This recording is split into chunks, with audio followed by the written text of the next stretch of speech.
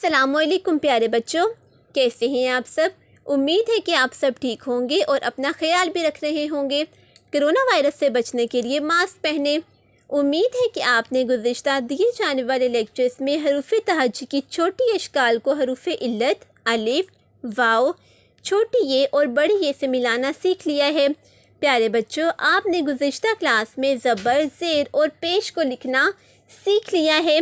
आज के लेक्चर में हम ज़बर, ज़ेर और पेश के साथ मुख्तलिफ हरूफ को मिलाकर लफ्ज़ बनाना सीखेंगे।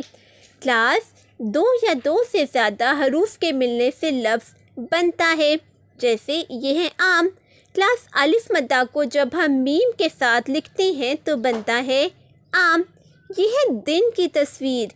क्लास जब हम दाल ज़ेर को नून के साथ लिखते हैं तो बनता है दिन। क्लास ये है रस।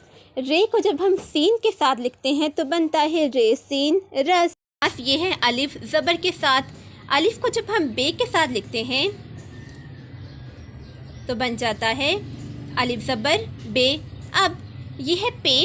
क्लास पे को जब हम रे के साथ लिखेंगे तो बन जाता है पेरे पर। ये है दाल ज़ेर के साथ।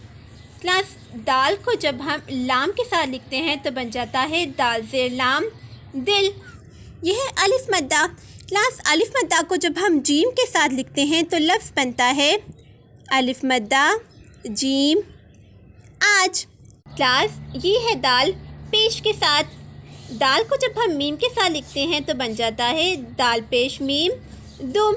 ये है जीम और ये है बे। क्लास जीम की छोटी शक्ल को बनाते हुए जब हम हरफ बे के साथ मिला के लिखते हैं तो बन जाता है जीम बे जब। उम्मीद है कि आपने आज के लेक्चर को एंजॉय किया होगा।